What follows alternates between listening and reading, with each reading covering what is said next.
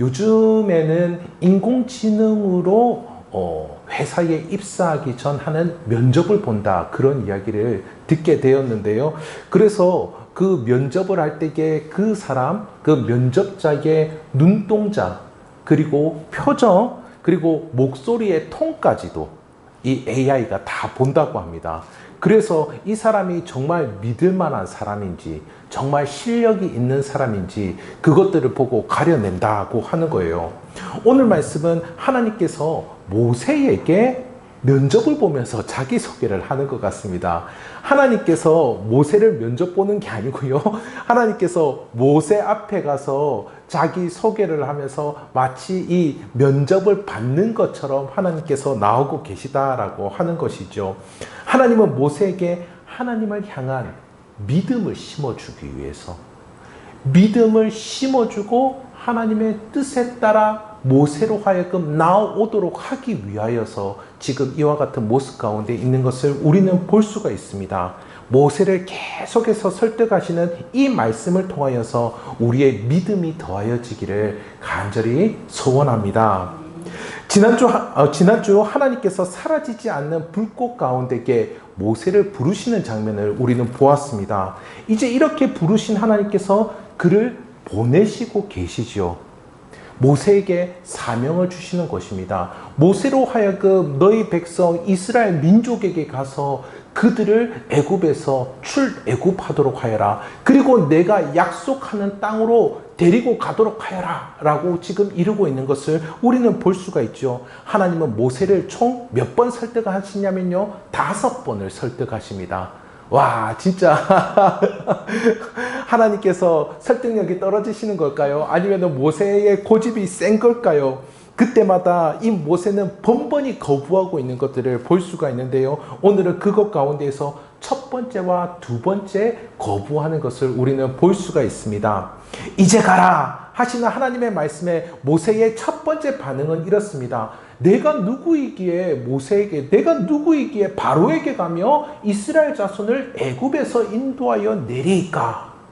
이스라엘 자손을 인도해 낸다라고 이야기하는데, 우리가 앞서 확인한 것처럼 이스라엘 자손은 몇 명이나 된다고요?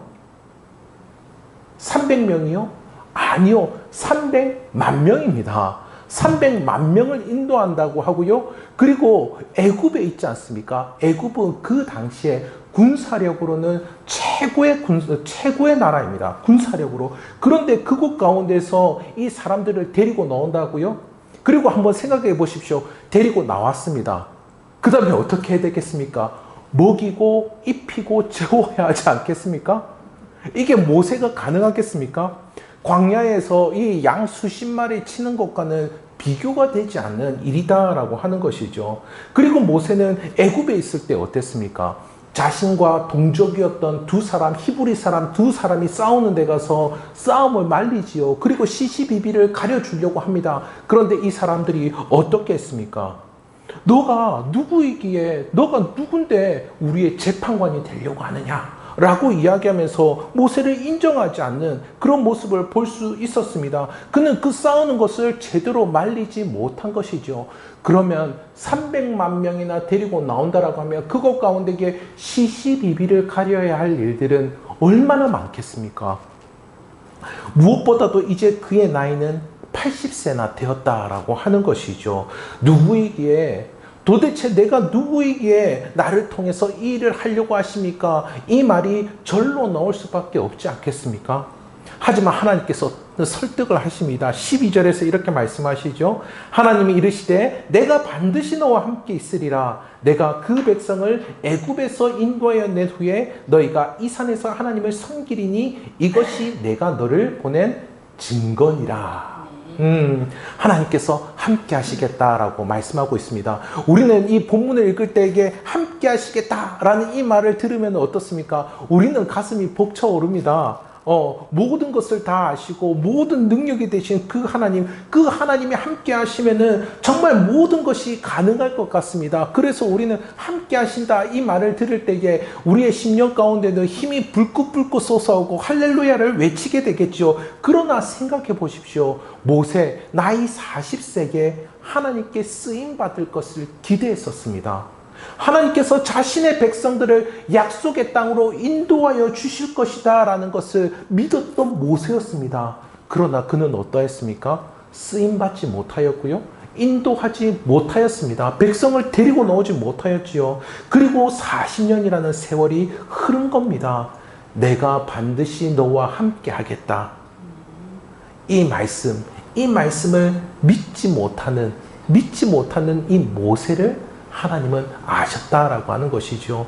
이 말씀이 너무나 은혜가 되는 말씀이지만은 과연 내 삶 가운데에 이와 같은 일밖에 벌어지지 않았는데 어떻게 하나님의 이 함께 하신다라는 말씀을 믿고 나설 수가 있겠습니까? 이렇게 이야기를 하고 있는 것입니다. 그래서 하나님께서 증거를 제시해 주시는데요. 근데 여러분, 이 증거가 뭔지 한번 살펴보시기 바랍니다. 이 백성들을 애굽에서 인도하여 낸 후에 이들이 호렙산에서 하나님을 섬길 것이다. 이렇게 이야기합니다. 이것이 증거라고 합니다.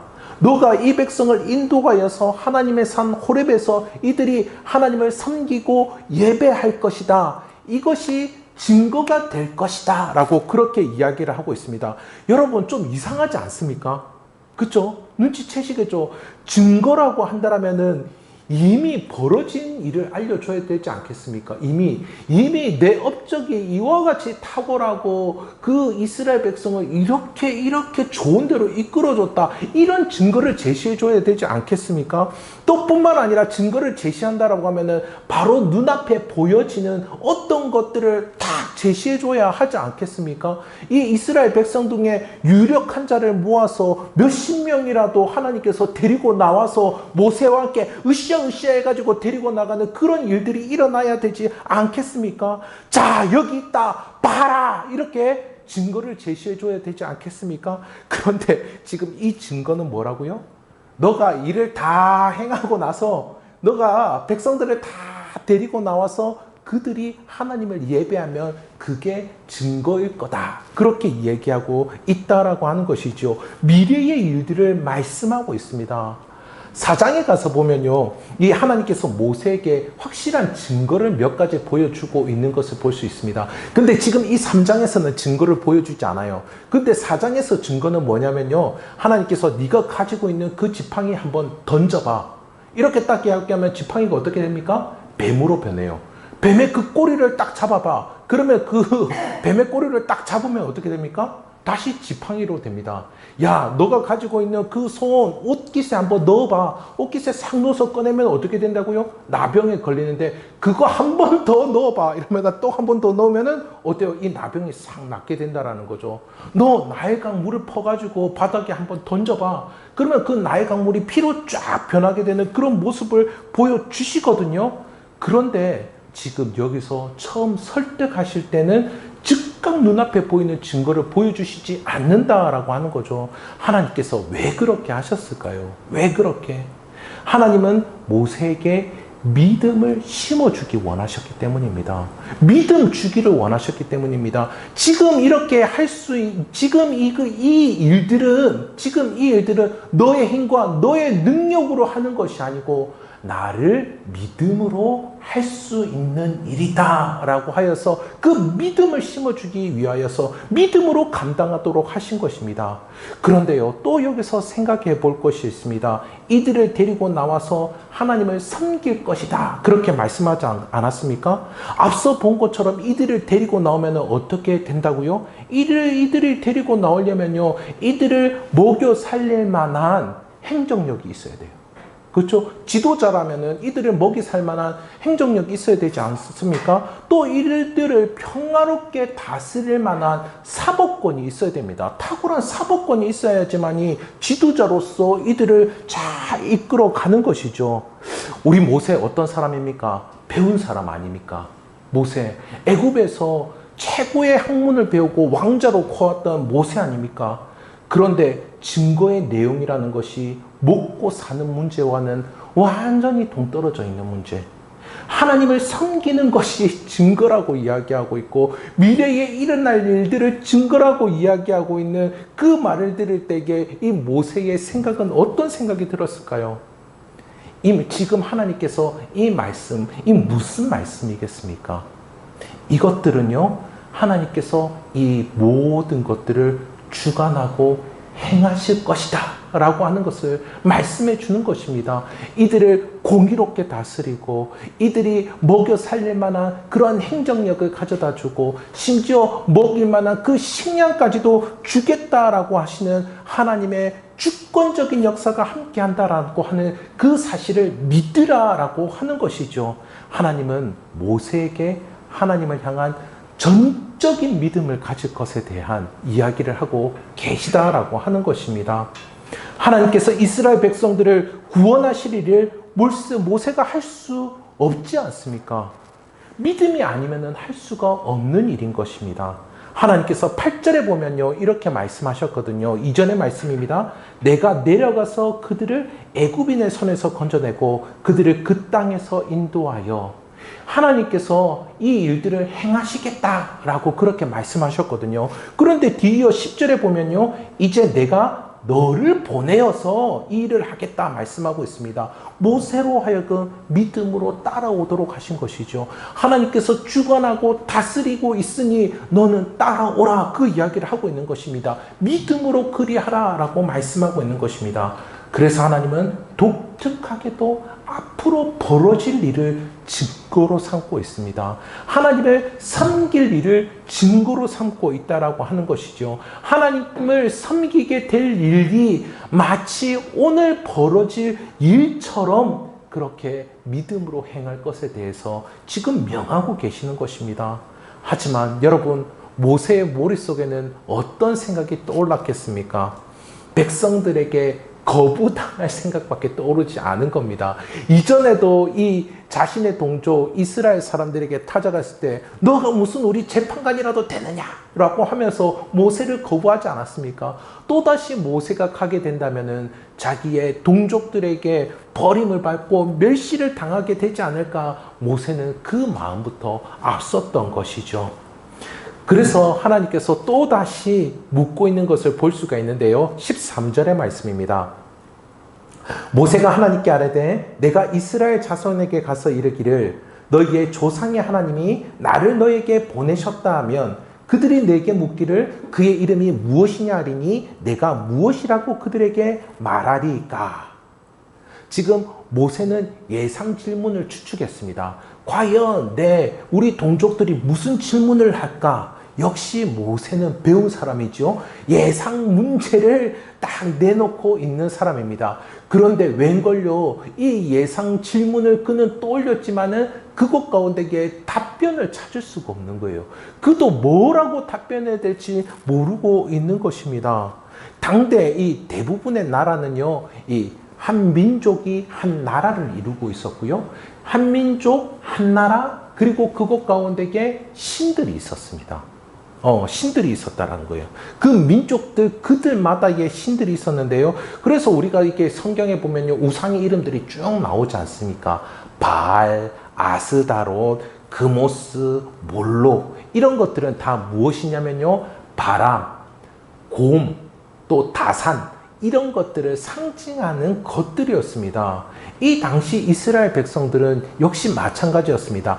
각 나라의 신들에 대한 이야기를 다 듣고 그들은 자신들이 편한 대로 이 신도 믿고 저 신도 믿는 그러한 모습 가운데 있었던 것이죠. 그래서 모세는 이들의 예상 질문을 추측할 수가 있었던 것입니다. 그 신의 이름이 무엇이냐? 하나님이라는 분이 어떤 분이시냐, 누구이냐, 그렇게 묻고 있는 것입니다. 그러나 그는 어떻게 대답해야 될지 알지 못했다라는 것이죠. 여러분, 한번 생각해 보십시오. 지금 모세는요, 내가 누구이기에 이렇게 첫 번째 거부하지 않았습니까? 그런데 두 번째는 지금 어떻습니까? 하나님이 누구신지 모르고 있다는 거예요. 모세는 자기도 누군지 잘 모르고 하나님도 누군지 잘 모르는 그 모습 가운데 있었다라고 하는 것입니다.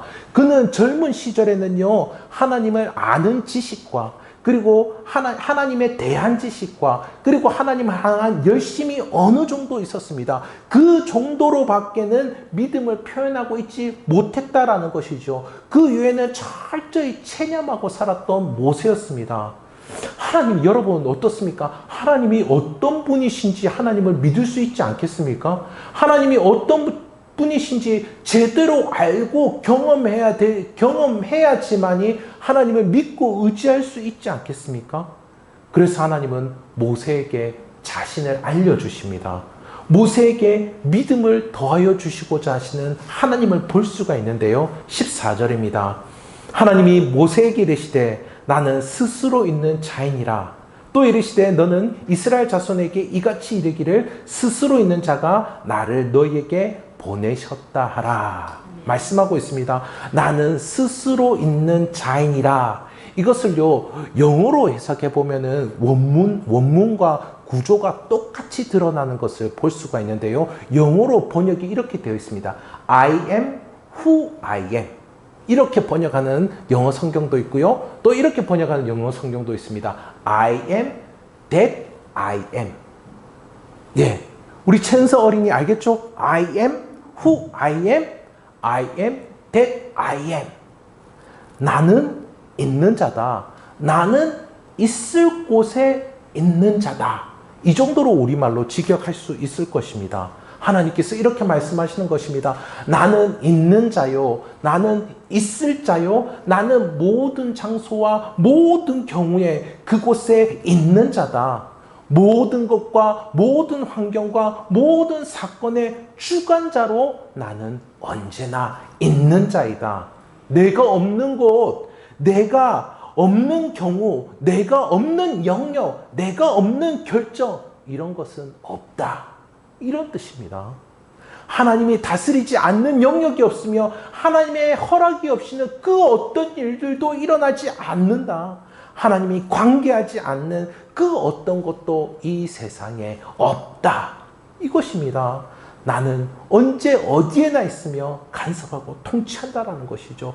이를 통하여서 너희를 구원의 길로 인도하겠다라는 겁니다. 너희를 평안의 길로 인도하겠다라고 하는 것입니다. 그래서 광야에 나온 이 이스라엘 백성들에게 하나님께서 무엇라고 말씀하셨죠? 나는 너희의 하나님이 되고 너희는 내 백성이 되리라.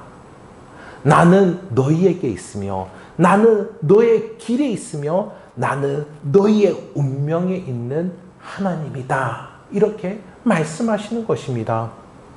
제가 이것을 쭉 이렇게 살펴보면서요, 이 유명한 설교들이 너무나 많지 않았습니까? 제가 주석을 이렇게 쭉 살펴보면서요, 너무 은혜가 되는 주석을 하나 발견을 했습니다. 근데 제가 이렇게 설교 중에 주석을 바로 인용하는 경우는 거의 없지 않았습니까? 근데 저는 이것이 너무나 은혜가 되어서 함께 나누기를 원했는데, 여러분 유인물에 있습니다. 여러분 유인물에 있으니까요, 복음주의 주의 주석의 유진 카페터 교수님이라는 분이 쓴 내용인데 제가 한번 읽어드리겠습니다.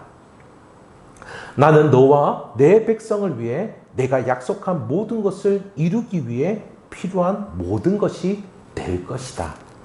나는 너와 함께 있을 것이고 내 언약에 따라 말과 행위로 내 목적, 목표, 기적을 이룰 것이다. 그리하여 너는 나를 알게 될 것이다. 나는 너의 하나님이다. 하나님은 이 이스라엘 백성에게 약속하신 구원을 이루기 위하여서 약속하신 대로 모든 것이 될 것이다. 그렇게 말씀하고 있습니다. 그리고 이것을 실제로 보여주신 분이 어떤 분이시죠?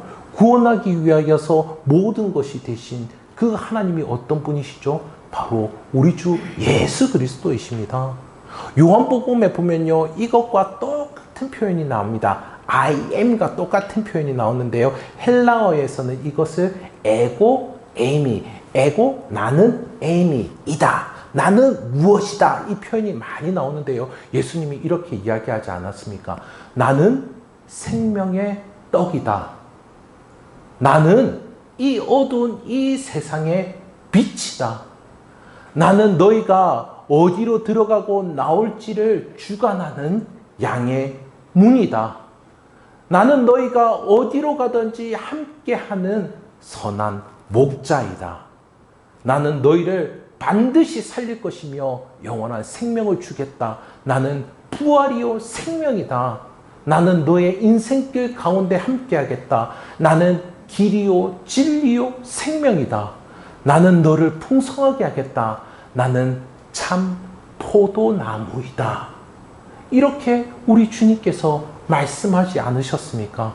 나는 너희의 구원을 위하여서, 안식을 위하여서 하나님의 말씀하신 대로 모든 것이 될 것이다 하신 그 뜻이 요한복음 가운데 밝히 드러난 줄 믿습니다.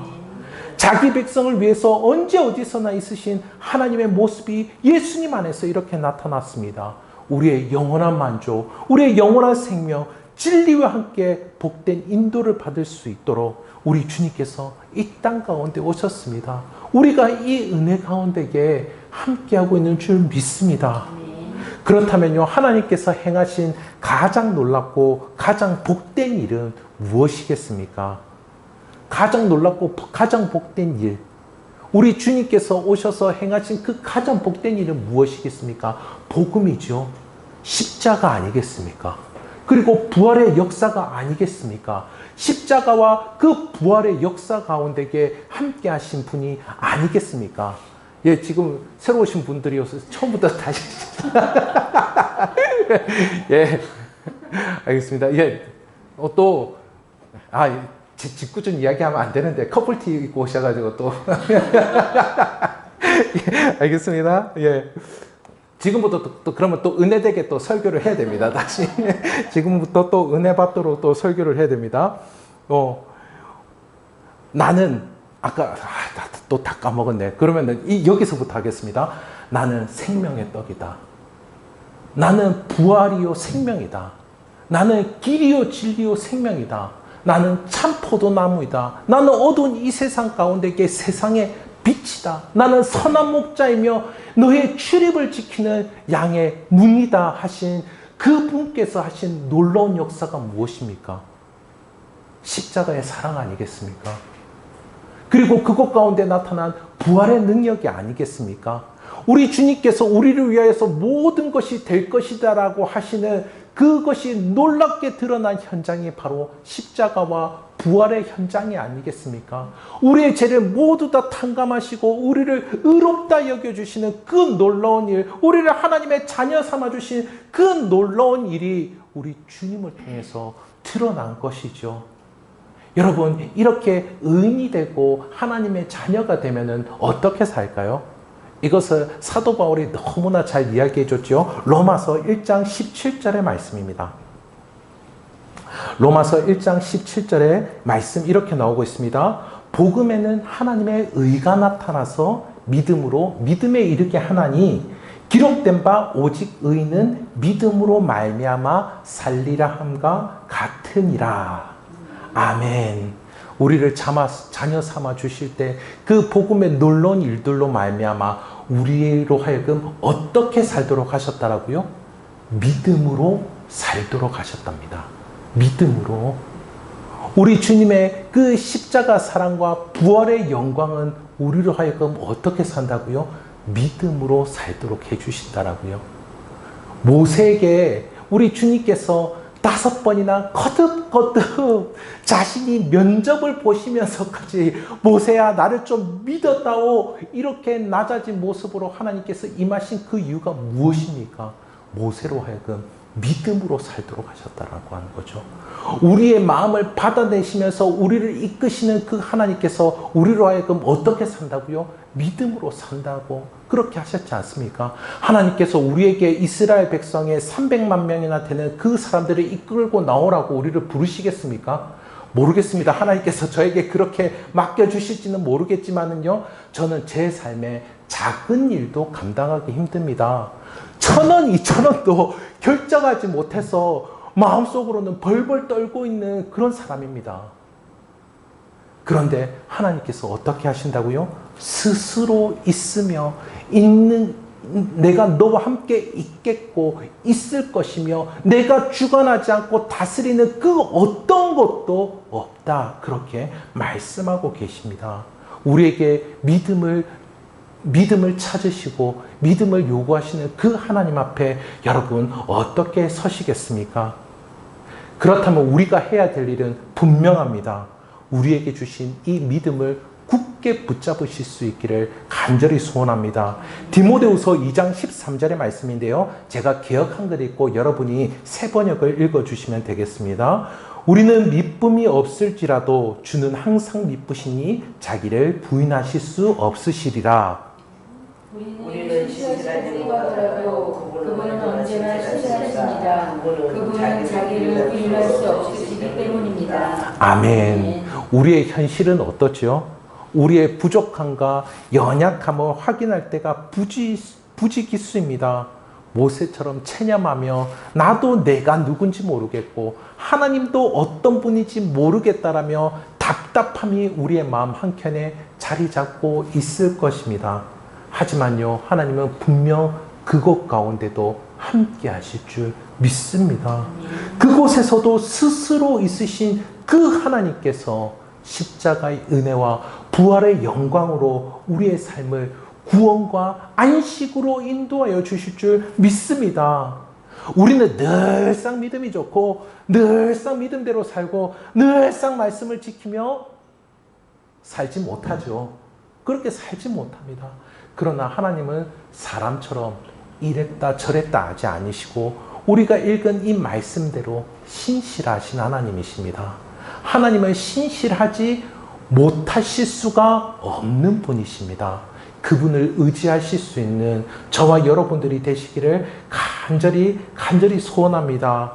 하나님은 우리를 부르셔서 우리와 함께 하도록 하셨습니다. 하나님은 이 모세를 부르실 때에 믿음으로 함께 하자고 한 그 역사와 같이 하나님이 지도자가 되어주셔서 하나님이 행정력 발휘하시고 하나님이 탁월한 합리적인 그 이상으로 복된 사법권을 발휘하시며 하나님이 모든 필요를 돌보시는 그 입법권으로 우리의 삶을 지금도 지배하고 다스리시는 하나님이심을 잊지 마시기를 간절히 소원합니다. 그것 가운데 하나님은 우리에게 전적인 믿음으로 나아오라고 하시는 그 음성을 들으실 수 있기를 간절히 소원합니다.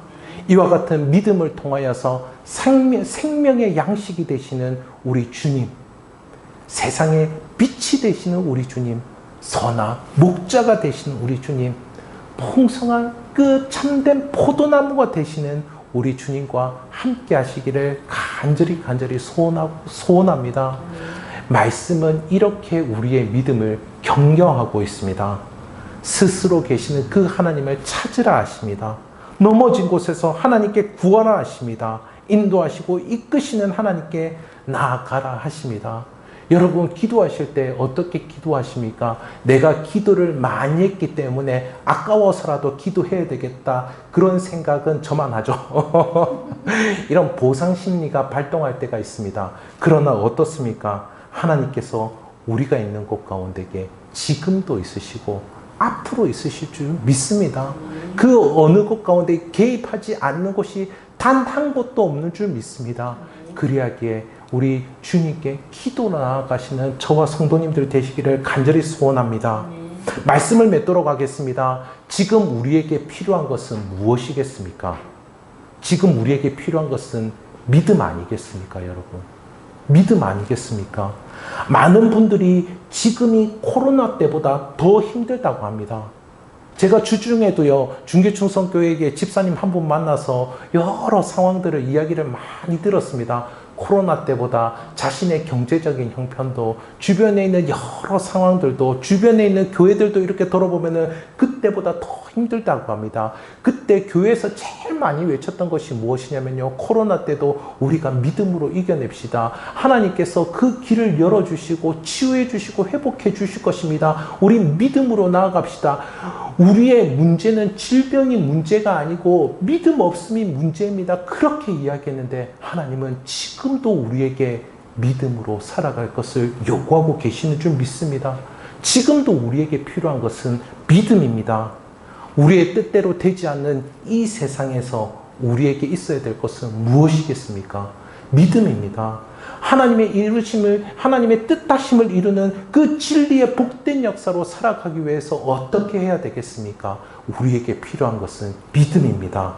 믿음 주시는 하나님의 은혜에 더욱더 믿음으로 반응하시며 하나님의 구원과 회복을 이루시는 복된 삶이 되시기를 우리 주님의 이름으로 축복합니다.